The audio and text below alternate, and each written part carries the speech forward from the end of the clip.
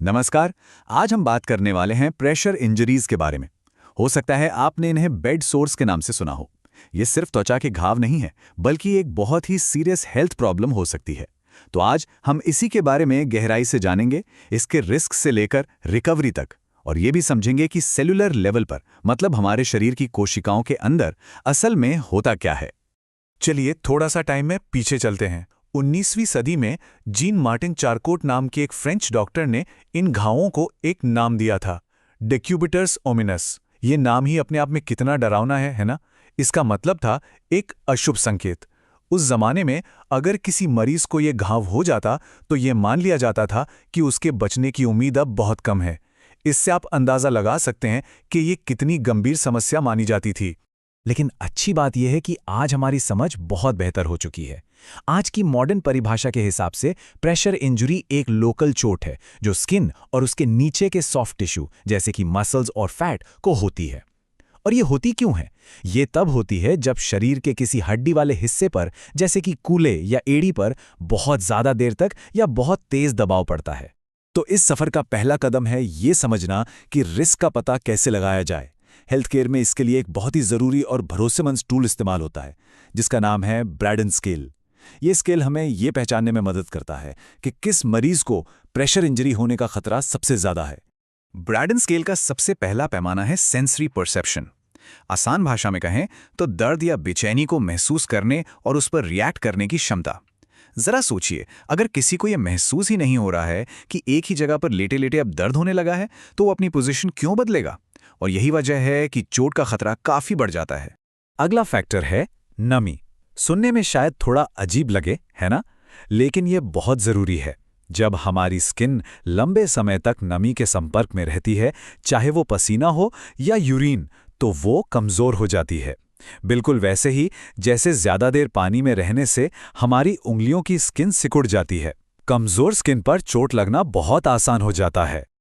और अब आते हैं एक्टिविटी और मोबिलिटी पर। ये दोनों आपस में जुड़े हुए हैं, पर इनमें एक छोटा सा फर्क है। एक्टिविटी का मतलब है कि कोई कितना चल फिर सकता है, और मोबिलिटी का मतलब है कि कोई अपनी बॉडी की पोजीशन को कितनी आसानी से बदल सकता है। ये दोनों ही बहुत ज़रूरी हैं ताकि शरीर के किसी एक हिस्से पर लगातार दबाव ना पड़े और ब्लड फ्लो ठीक से बना रहे।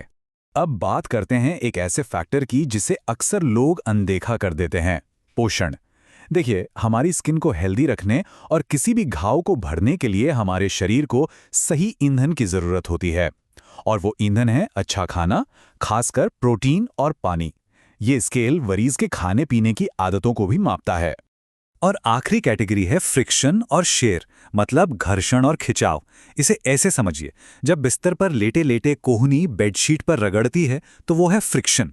और जब कोई बिस्तर में नीचे की तरफ फिसलता है लेकिन इसकी स्किन चादर से चिपकी रह जाती है, तो अंदर हड्डियों और टिश्यू के बीच एक खिंचाव पैदा होता है। इसे शेयर कहते हैं। ये दोनों ही स्किन के लिए बहुत खतरनाक हैं। तो ये ब्रेडन स्केल काम कैसे करता है? बहुत सिंपल है।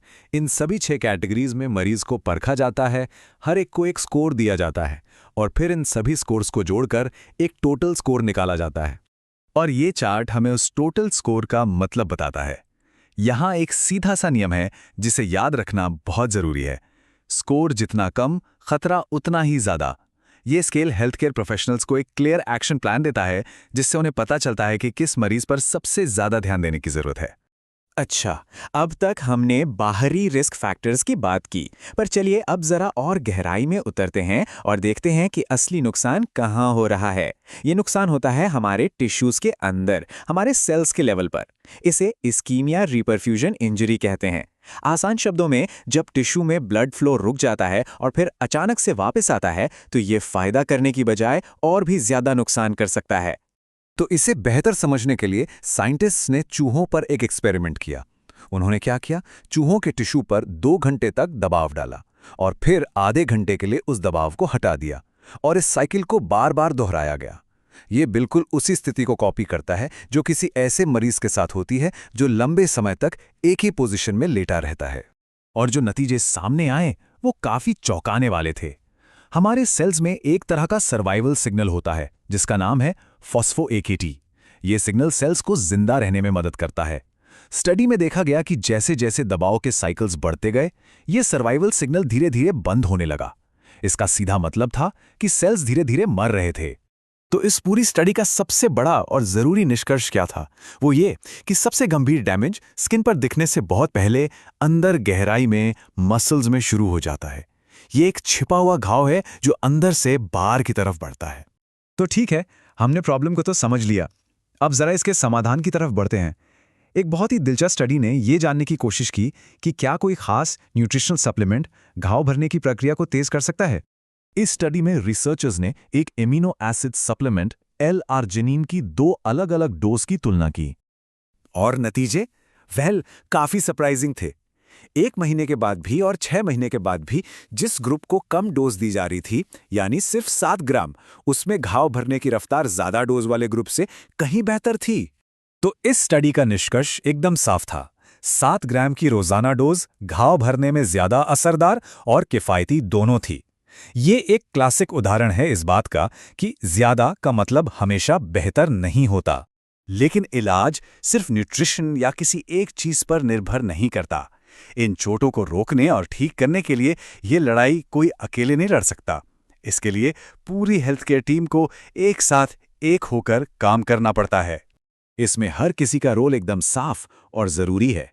रजिस्टर्ड नर्स असेसमेंट को लीड करती हैं, लाइसेंस्ड प्रैक्टिकल नर्स देखभाल करती हैं और सर्टिफाइड नर्सिंग असिस्टेंट जमीन पर सबसे जरूरी काम करते हैं, जैसे कि स्किन चेक करना और मरीज की पोजीशन बदलना। ये सब मिलकर एक टीम की तरह काम करते हैं। तो हम अपने इस सफर के आखिर में आ गए हैं। हमने रिस्क को समझने से लेकर सेलुलर लेवल पर होने वाले डैमेज और इलाज तक की बात की। अब सवाल ये उठता है कि आज के मॉडर्न साइंस और टीम वर्क के साथ क्या हम उस पुराने डर को, उस डिक्यूबिटस ओमिनस को हमेशा के लिए खत्म कर सकते हैं? ये एक सवाल है जिस पर हम सबको सोचने की जरूरत है।